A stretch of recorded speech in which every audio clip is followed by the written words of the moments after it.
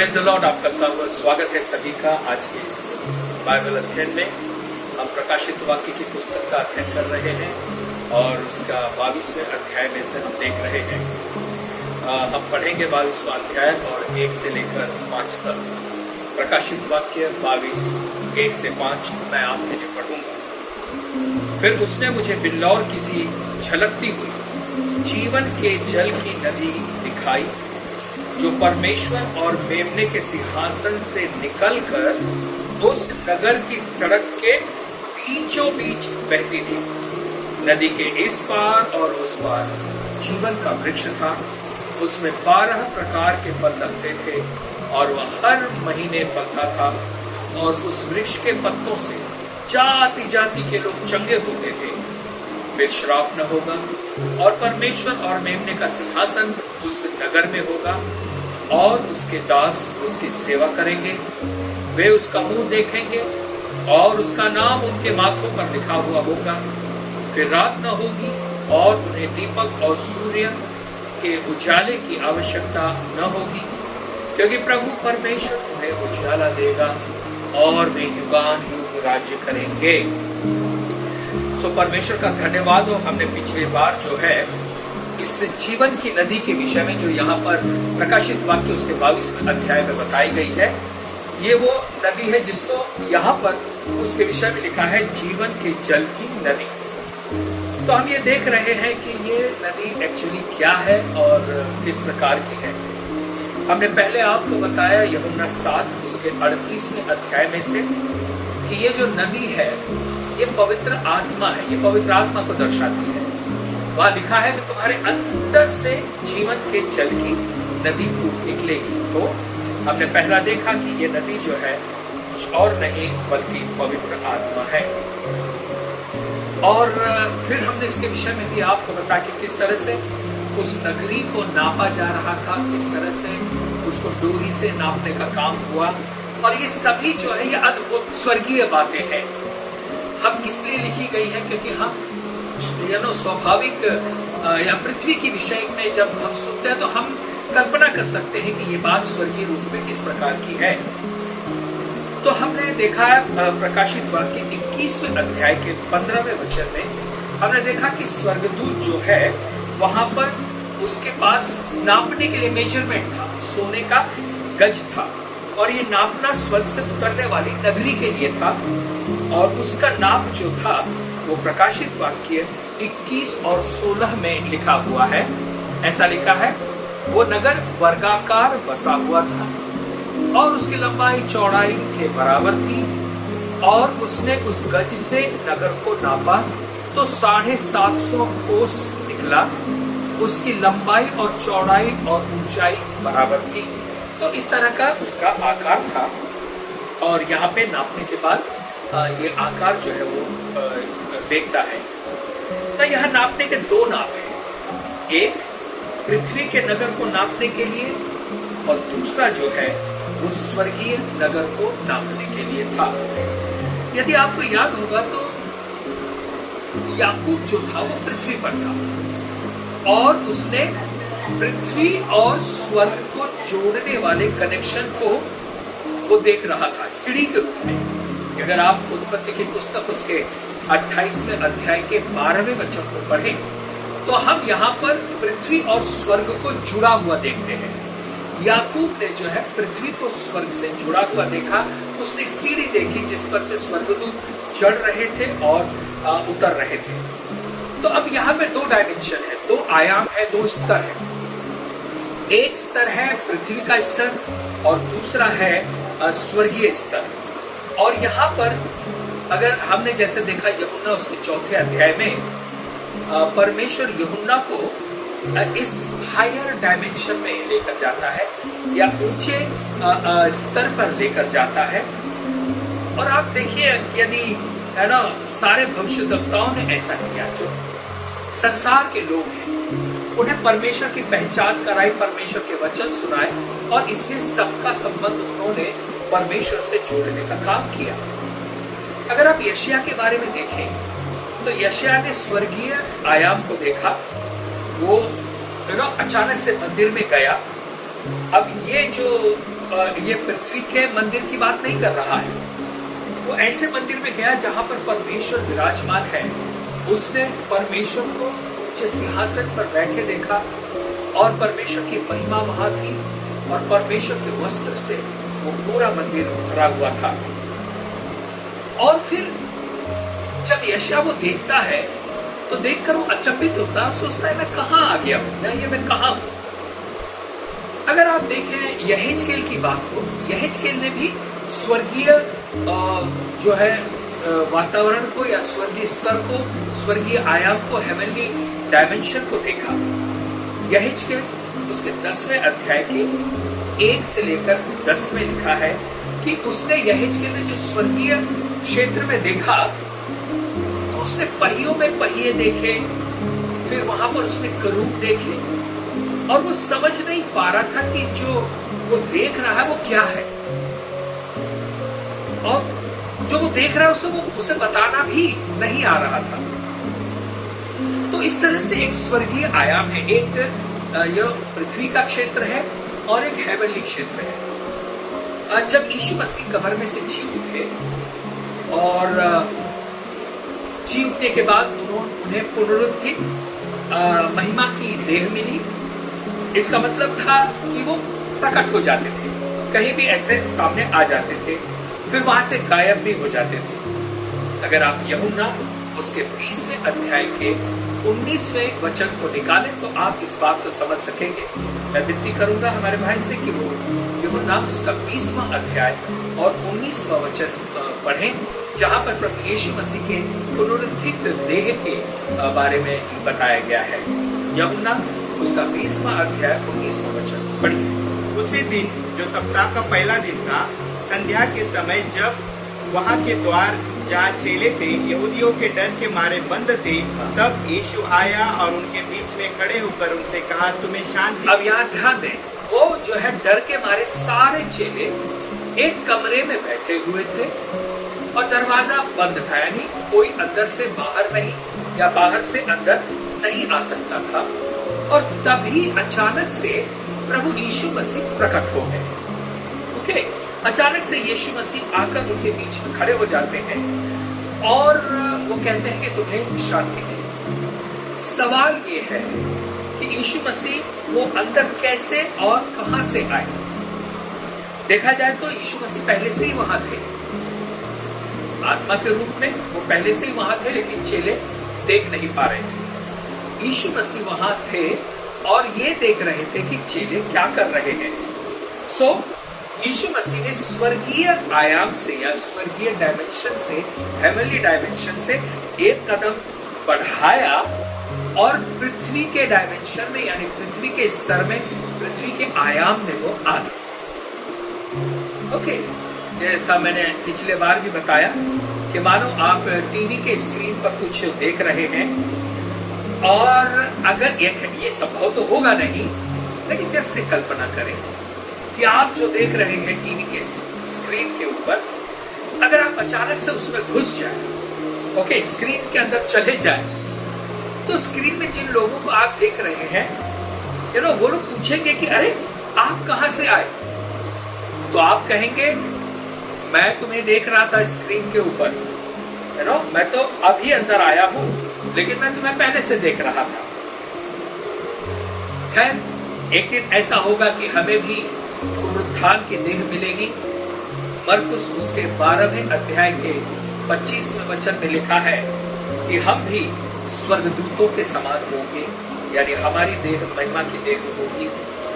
और ये सभी चीज जो है परमेश्वर उनको देता है जिन्होंने उस पर विश्वास किया है और जो उस पर जो उसके रास्ते पर चलते हैं। अगर सत्य की आत्मा को संसार ने स्वीकार नहीं किया, यानी पवित्र आत्मा को संसार ने स्वीकार नहीं किया, यदि हम यूहन्ना उसका 14वां अध्याय और 17वां वचन पढ़ें तो यहाँ पे लिखा है कि लोग पवित्र आत्मा को स्वीकार नहीं कर पाएंगे। क्यों नहीं कर पाएंगे?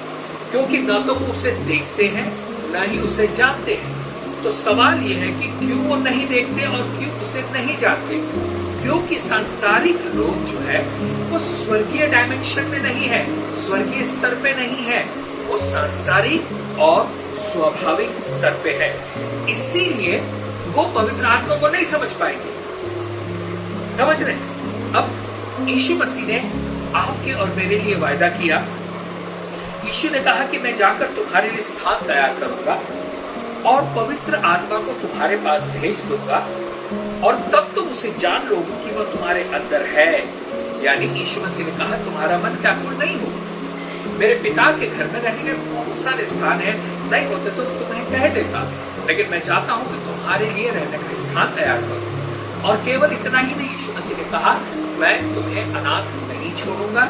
यानी भले मैं जा रहा हूं, लेकिन जो सत्य का आत्मा है वो मैं तुम्हारे लिए भेजूंगा और जो है वो तब तुम उसे जान लोगे। इसका मतलब जो चीज आप पृथ्वी के स्तर पर नहीं जान सकते, पृथ्वी के सोच स्वभाव तरीके से आप नहीं जान सकते, जब पवित्र आत्मा आएगा तो वो तुम्हें स्वर्गीय क्षेत्र के बारे में बताएगा और तब तुम उसे जान लोगे। केवल इतना ही नहीं, पवित्र आत्मा तुम्हारे अंदर होगा। इसका मतलब यह होगा कि जो भी स्वर्गीय बातें होंगी, पवित्र आत्मा उन स्वर्गीय बातों को हम पर प्रकट करेगा। उन बातों को प्रकट करेगा जो हम अपने स्वाभाविक शरीर से, स्वाभाविक दिमाग से या पृथ्वी के डायमेंशन में, अर्थली डायमेंशन से हम नहीं समझ सकते। उन सारी बातों को पवित्र आत्मा हम पर प्रकट करेगा। तो हमने देखा कि पवित्र आत्मा ही एक ऐसा माध्यम है जो स्वर्गीय बातों को हम पर प्रकट करता है। यदि हम परमेश्वर को खोजना चाहते हैं तो बाहर जाकर नहीं खोज सकते। क्यों? क्योंकि वो परमेश्वर अपनी आत्मा के द्वारा हमारे अंदर निवास करता है। और इसी प्रकार जो अद्भुत बातें हैं, जो अलौकिक बातें हैं, जो आत्मिक बातें हैं, वो हमें बताता है। कौन बताता है? जो हमारे अंदर पवित्र आत्मा है, वो परमेश्वर की इन बातों को बताता है। तो आइए प्रकाशित वाक्य 22 में फिर से आ जाएं। तो यहां लिखा है कि ये जो पवित्र आत्मा है या ये जो नदी है वो नगर के बीचों बीच में से बहती है।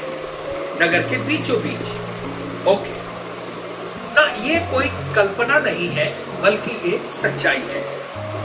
आइए निकालेंगे प्रकाशित वाक्य उसका 13वां अध्याय 14 और 15 वचन। उन चिन्हों के कारण जिन्हें उस पशु के सामने दिखाने का अधिकार उसे दिया गया था, वह प्रभु के रहने वालों को भरमाता था और पृथ्वी के रहने वालों से कहता था कि जिस पशु के तलवार लगी थी वह जी गया है, उसकी मूर्ति बनाओ। उसे उस पशु की मूर्ति में प्राण डालने का अधिकार दिया गया कि पशु की मूर्ति बोलने लगे और जितने लोग उस पशु की मूर्ति की पूजा न करें उन्हें मरवा डाले। ओके, यहाँ पे लिखा है पशु की मूर्ति बोलने लगी और वो सत्य नहीं है। आप देखें तो ये चीज शुरू हो गई है।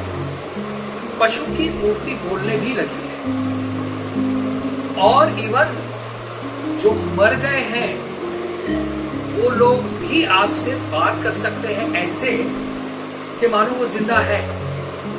आर्टिफिशियल इंटेलिजेंस के द्वारा, जो कंप्यूटर का है, उसके द्वारा ये संभव हो गया है।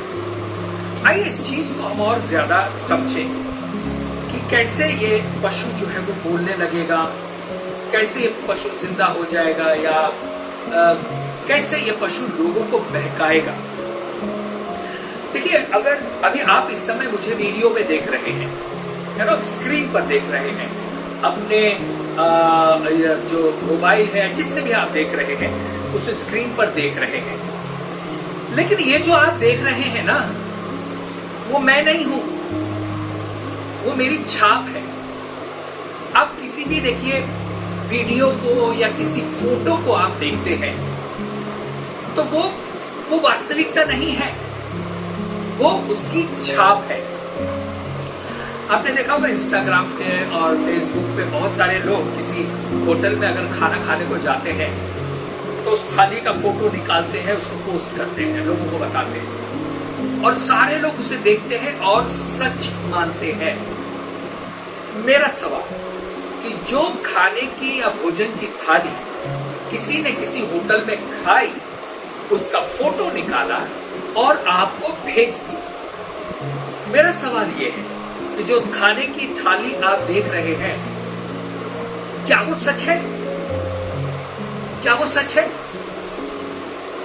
नहीं। देखिए, जो खाने की थाली आप देख रहे हैं, उसमें से उठा के आप खा नहीं सकते, उसके भोजन की सुगंध आप नहीं ले सकते, उससे आपको कोई फायदा नहीं है। हाँ, भोजन की थाली तो है, लेकिन वो झूठ है। समझ में आया आपको? देख रहे हैं, आपको सत्य जान पड़ता है, तो आप समझ लीजिए शैतान जो है वो अपने आप को लोगों के सामने ऐसे लाएगा कि लोग उसे देखकर कहेंगे ये सच है, लेकिन वो सच नहीं है। आप इस समय जो मुझे स्क्रीन पर देख रहे हैं, आप जो मुझे देख रहे हैं, वो मैं नहीं हूं। ये कैमरे ने मेरी छाप ली है और उसको आप देख रहे हैं, तो सच में वो मैं नहीं हूं, ये छाप है। एक तरह से अगर आप बाइबल में देखें, मूर्ति जो है ये एक छाप है, मूर्ति जो है वो छाप है। तो इस समय जिस चीज को आप और मैं सच मानकर स्क्रीन पर देखते हैं, सच में देखा जाए तो वो झूठ है, सच नहीं है। और इसीलिए देखिए, आजकल स्क्रीन पर आकर आदमी वीडियो बनाकर कुछ भी बोल देता है, और क्या आपको पता है लोग सच मानते हैं उसको, लेकिन वो सच नहीं है। सच कहां से मिलेगा? जो आपके आमने सामने बोला जाएगा, जो आपके सामने होगा। वीडियो के माध्यम से कही गई बातों को हम सच मानते हैं, लेकिन आप ये जो मेरा इस समय वीडियो देख रहे हैं ना, अगर आप मुझसे बातें करना चाहते हैं ना, तो आप नहीं कर सकते हैं। आप नहीं कर सकते, क्योंकि जब ये वीडियो आप देख रहे होंगे तब मैं इस तरह से आपके सामने बैठा हुआ तो दिखाई दूंगा, लेकिन सच्चाई ये होगी कि मैं यहाँ नहीं हूँ, मैं अपने काम में लगा हुआ हूँ, गाड़ी चला रहा हूँ, कहीं प्रार्थना में बैठा हूँ, कुछ और कर रहा हूँ। लेकिन अब जो आप मुझे देख रहे हैं वो भले सच्चाई है, लेकिन सच्चाई नहीं है। स्क्रीन के इस इमेजों में इतनी ताकत होती है कि आजकल वो हमारी जिंदगियों को चलाने लगी है। समझ रहे हैं आप जो भी वीडियो पे देखते हैं, जो भी टीवी पे देखते हैं, उसका सीधे असर आपके मन, विचार, दिमागों पर पड़ता है। और ये ही छाप वो हमसे बातें करती है। छाप इसका मतलब मूर्त। मैं रियल आपके सामने नहीं हूं, ये मेरी छाप है जो आप देख रहे हैं।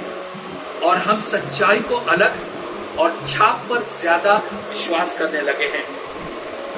ऑनलाइन की बातें देखा जाए तो वास्तविकता न होकर मूर्ति के समान है। जैसे परमेश्वर है, ये सच्चाई है, लेकिन लोगों ने क्या किया? परमेश्वर के स्वरूप को एक मूर्ति के रूप में बदल दिया है। समझ रहे हैं आप?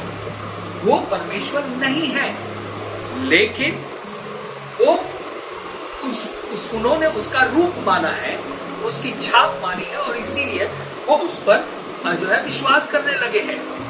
लेकिन अब आपको समझ में आया, सच्चाई में और छाप में बहुत अंतर है। इस समय मैं आपके सामने जो वीडियो पे बैठा हूं, अगर आप मुझसे बात करेंगे तो मेरे कान आपको दिखाई दे रहे हैं। सच्चाई क्या है जानते हैं? मैं आपकी सुन नहीं सकता। तो ये झूठ हुआ कि नहीं आपके साथ? जो दिखाई देना किसी भी चीज को, जो वीडियो हम देखते हैं, वो नहीं है। समझ रहे? वो छाप है। इसी प्रकार से जैसे मूर्ति के कान हैं लेकिन वो सुन नहीं सकती, आंखें हैं वो देख नहीं सकती, इसी प्रकार से स्क्रीन पर जो हम छाप देखते हैं, फोटो देखते हैं या वीडियो देखते हैं, वो हमारी सुन नहीं सकती या वो हमें देख नहीं सकती। सिर्फ स्क्रीन पर दिखाई देने वाला आदमी जिंदा दिखता है, लेकिन आप मुझसे बात नहीं कर सकते इस समय।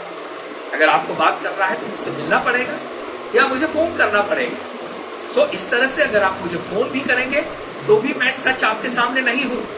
ये मेरी आवाज आप तक पहुंच रही है, मैं नहीं हूं, मेरी आवाज पहुंच रही है। मैं आपको समझाने की कोशिश कर रहा हूं कि अंतिम दिनों में ये मूर्ति, ये जो छाप है, ये कैसे बात करने लगेगी। वो जो पशु है वो बात करने लगेगा। तो आप कहेंगे लेकिन पास में वीडियो कॉन्फ्रेंसिंग से तो हम लोग आपस में एक दूसरे की सुनते हैं, एक दूसरे को देखते हैं, या लेकिन मैं आपको सच बताऊं, वीडियो कॉन्फ्रेंसिंग के द्वारा सामने वाले व्यक्ति से हम बातें कर सकते हैं, वो हमारी सुन सकता है, हम उसकी सुन सकते हैं। लेकिन सच्चाई यह है कि जिससे हम बात कर रहे हैं और जो हमें इस समय दिखाई दे रहा है आपकी स्क्रीन पर, वो मैं ना हो के मेरी छाप है। ओके, जिससे आप बात कर रहे हैं वो नहीं है, वो छाप है। अगर सच्चा होता तो आप उससे पकड़ सकते थे, उसे छू सकते थे, लेकिन ऐसा नहीं है। ये छाप है जो आपसे बातें कर रही है। क्या होता है, कैमरा जो है, मैं कैमरे के आगे बैठा हूं, कैमरा, मैं जो वास्तविकता हूं, मेरी छाप ले रहा है, मेरा चित्र ले रहा है, वो वीडियो बना रहा है और उसके बाद वो आपको दिखा रहा है। यानी कि जो आप देख रहे हैं वो मैं नहीं बल्कि मेरी छाप है। और मैंने जैसे बताया, एआई के द्वारा, आर्टिफिशियल इंटेलिजेंस के द्वारा, अगर मान लो कोई व्यक्ति मर गया है और अगर उस व्यक्ति जब वो जिंदा था तो उसके बोलने का तरीका, उसका चेहरा, उसके हाव भाव अगर किसी वीडियो में रिकॉर्डेड है तो आर्टिफिशियल इंटेलिजेंस जो तरीका है वो उस व्यक्ति को पढ़ लेगा, जान लेगा, उसकी सूरत शकल, उसके चेहरे, उसके होठ हिलने का, उसकी आंखों का मूवमेंट या उसके आंखों का उठना, बंद होना, खुलना, और हर चीज को वो पढ़ लेगा। उसके बाद वो उसी व्यक्ति को आपको क्या बुलवाना है वो आप उसे बता देंगे। तो वो व्यक्ति जो आज से महीनों पहले मर गया है, उसका चेहरा, उसका शरीर, उसका होठ, उसके वो, और वो वही बोल देगा। आप कहेंगे ये कैसे हुआ? ये मरे हुए में भी जान डालेगा। आप जानते उस पशु को ये ताकत दी गई थी कि वो मरे हुए में भी जान डाले। सो जब यूहन्ना ने देखा ये सब बातों को कि किस प्रकार से वो पशु जो है वो लोग अपने आप की पूजा करवाएगा। आप हर चीज के बिना रह सकते हैं। आजकल तो ऐसी हालत हो गई है कि मोबाइल के बिना नहीं रह सकते। और आप देखिए, हर व्यक्ति अपने दिन का ज्यादा से ज्यादा समय स्क्रीन के सामने बिताने लगा है और वो देख रहा है, वो अंदर जिंदा चीजों को देख रहा है। लेकिन सच्चाई ये है कि जो वो जिंदा देख रहा है वो जिंदा नहीं है, छाप है। अब यूहन्ना ने भी जब यूहन्ना उसके 13वें अध्याय को के 27 से लेकर 29 वचन तक हम पढ़ेंगे जरा, तो मैं आपको जो बताना चाहता हूँ समझ जाएंगे आप। जॉन चैप्टर 13, यूहन्ना 13वां अध्याय 27 से लेकर 29। टुकड़ा लेते ही शैतान उसमें समा गया। तब यीशु ने उससे कहा, जो तू करता है तुरंत कर। इसका मतलब यहूदा इस्करियोती जो था उसके अंदर कुछ और आ गया और यीशु मसीह ने जान लिया कि शैतान ने इसे अपने वश में कर लिया है। और यीशु मसीह ने उसे कहा, जा तू जो करना चाहता है कर। और आगे, परंतु बैठने वालों में से किसी ने ना जाना कि उसने ये बात उससे इसलिए कही। अब आप समझ लीजिए, जो देख रहे थे वहां पे बैठे थे, वो समझ नहीं पाए कि ये यहूदा इस्करियोती को यीशु मसीह ऐसा क्यों कह रहे हैं। नहीं समझ पाए। क्यों? क्योंकि कुछ था जो यहूदा इस्करियोती के अंदर हुआ और वो केवल यीशु मसीह जान गए थे। यहूदा के पास थैली रहती थी, इसलिए किसी ने समझा कि यीशु उस पे कह रहा है कि जो कुछ हमें वर्ग के लिए चाहिए वो मोल ले, या ये कि कंगालों को कुछ दे। अब आप समझ लीजिए, यहाँ पर जो यीशु मसीह ने यहूदा इस्करियोती से बात की, लोगों ने सोचा कि शायद ये कुछ और विषय में बात कर रहे हैं, वो नहीं समझ पाए। लेकिन यीशु मसीह समझ गए। आप और मैं, जिनके अंदर यीशु मसीह का आत्मा है, जो पवित्र आत्मा है, अंतिम समय की बातों को समझ जाएं। लोग नहीं समझेंगे, लेकिन आप और मेरे लिए ये जरूरी है कि हम समझ जाएं। आप जानते हैं जैसे जैसे वो दिन नजदीक आ रहे हैं, ये जो मसीही विरोधी होगा या फिर झूठे भविष्यवक्ता होंगे या फिर ऐसे इमेज ये जो ऑन स्क्रीन आएंगे, इनका उपयोग करके शैतान लोगों को अपने कंट्रोल में कर लेगा।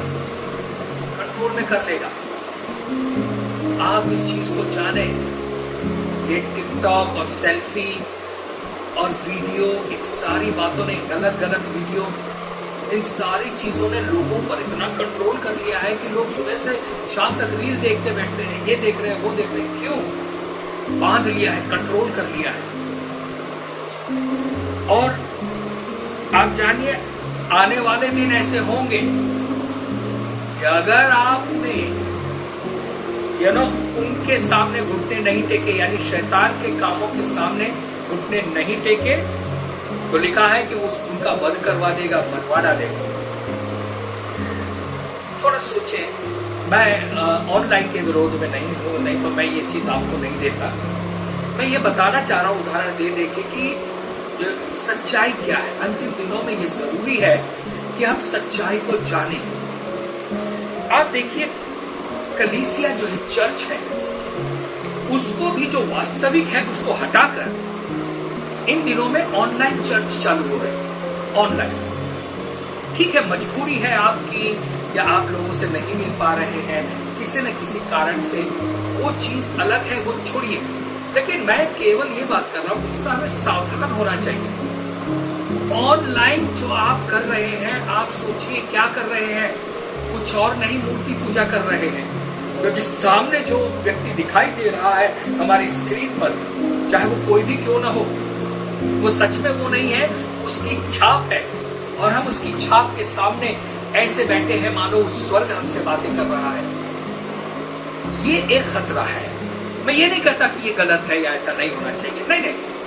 आप जो प्रकाशित वाक्य के विद्यार्थी हैं, आप इन चीजों को समझें, इसलिए मैं इन चीजों को बता रहा हूं। कई प्रभु के दासों ने, वो चाहे विदेश में रहते हैं, उन्होंने ऑनलाइन चर्च चालू कर दिया है।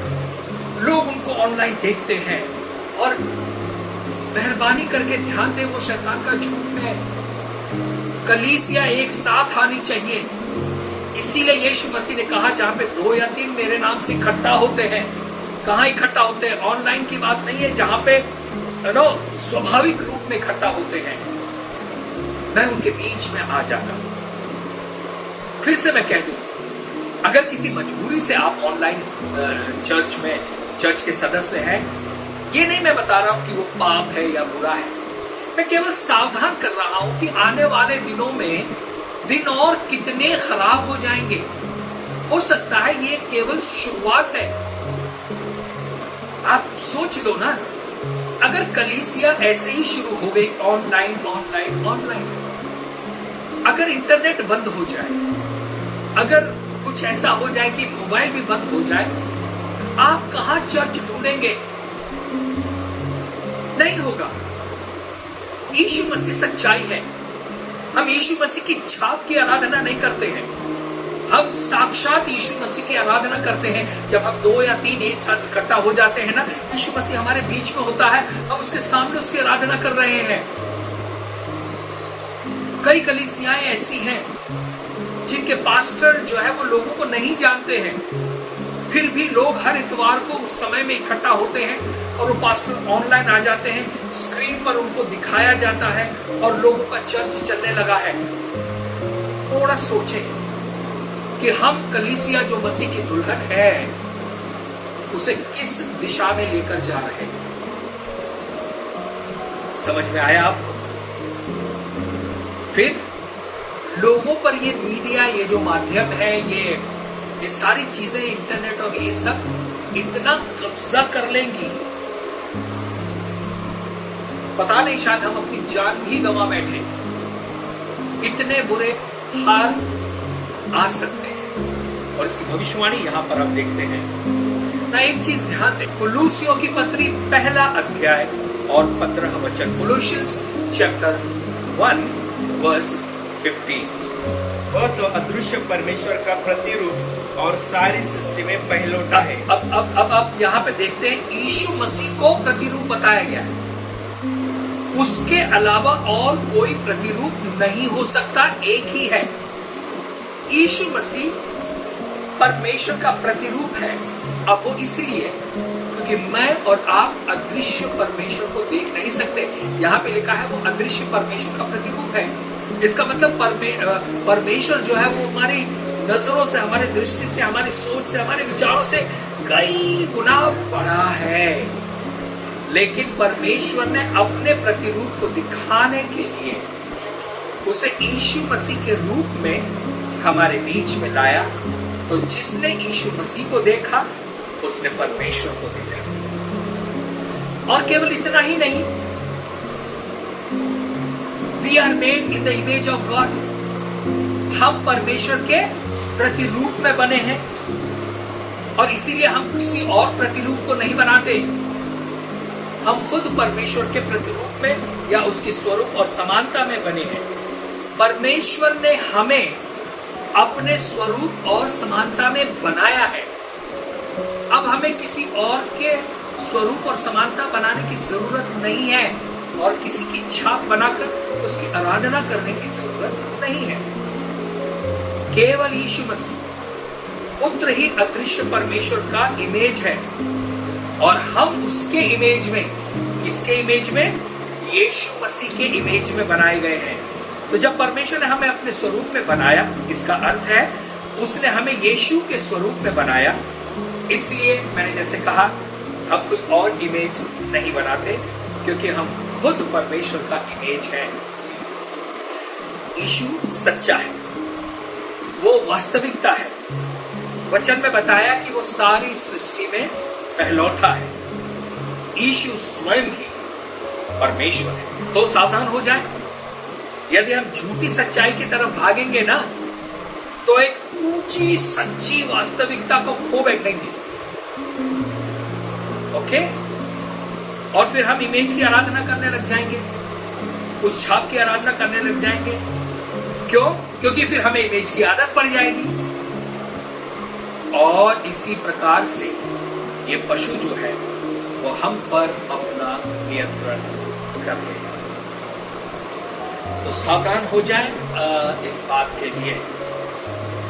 ओके, तो ये नदी है जिस यहाँ पे प्रकाशित वाक्य 22 में ये नदी है और आपको पता है हाइम माइम है। मैंने आपको बताया जीवन के जल की नदी है, बहती नदी है और ये नगरी के बीचों बीच बहती है। जैसा हमने प्रकाशित वाक्य उसके 22वें अध्याय के 1 और 2 वचन में देखा। नगरी है और नदी उसके बीचों बीच बहती है। स्वर्गीय, ये स्वर्गीय नगरी है और ये आप जानते हैं परमेश्वर का निवास हमारे अंदर है। जैसे मैंने आपको अभी बताया, हम यीशु मसीह के प्रतिरूप या स्वरूप समानता में परमेश्वर ने हमें बनाया है और परमेश्वर का निवास यहाँ है, हमारे अंदर है। पवित्र आत्मा हमारे अंदर है। तो हम परमेश्वर की नगरी हुए और यीशु मसीह ने कहा कि विश्वास करने वाले के अंदर से जीवन के जल के सोते फूट निकलेंगे। इसका मतलब अंदर से, यानी हमारे बीचों बीच से वो नदी फूट निकलेगी। हम परमेश्वर की नगरी, परमेश्वर का आत्मा हम में निवास करता है और वो पवित्र आत्मा हमारे अंदर है और वो हमारे अंदर से बहता है और इसी नदी के द्वारा परमेश्वर हमें एक अद्भुत, अलौकिक और सच्चा जीवन देता है और ये सब उसी पवित्र आत्मा के द्वारा होता है जो हम में निवास करता है। तो आज मैंने आपको बताया पशु के द्वारा छाप दी जाएगी और वो उसकी आराधना करवाएगा और इसीलिए हमें जो है वास्तविकता की आराधना करनी है, जो सच्चाई है। आप परमेश्वर को महसूस कर सकते हैं, देख सकते हैं, छू सकते हैं, जान सकते हैं, उसका स्पर्श आप पा सकते हैं। परमेश्वर सच्चाई और हमें सच्चाई से, आत्मा और सच्चाई से उसकी आराधना करनी है। यहाँ तक आपने जान लिया, थोड़ी से सावधान होने की बातें हैं। मैं ये नहीं कहता इसके द्वारा आप स्क्रीन देखना बंद करें, केवल वही देखें जो परमेश्वर की ओर से है। नंबर 2, जो आप देख रहे हैं वो सच्चाई नहीं है, ये जानते हुए सच्चाई आपको यीशु मसीह में मिलेगी, सच्चाई आपको परमेश्वर के वचनों में मिलेगी। कलीसिया मसीह की दुल्हन है, एक साथ इकट्ठा हो, एक साथ आए। ऑनलाइन उसको एक साथ आना नहीं कहते हैं, वो छाप है, एक साथ आने की छाप है, वास्तविकता नहीं है। तो आइए हम और आप परमेश्वर के विश्वास में सच में बढ़ते चले जाएं, कलीसिया जाएं, जहां भी आपकी चर्च है प्लीज उसमें जाएं। अगर आप ऑनलाइन जाते हैं तो देखें आपके नजदीक प्रभु का कोई दास हो, कोई कलीसिया हो, जहां पे आप जा सके, देख सके, छू सके, महसूस कर सके, और ऐसा आप जरूर करें। प्रभु आपको आशीष दे। फिर मिलेंगे अगले मंगलवार। God bless.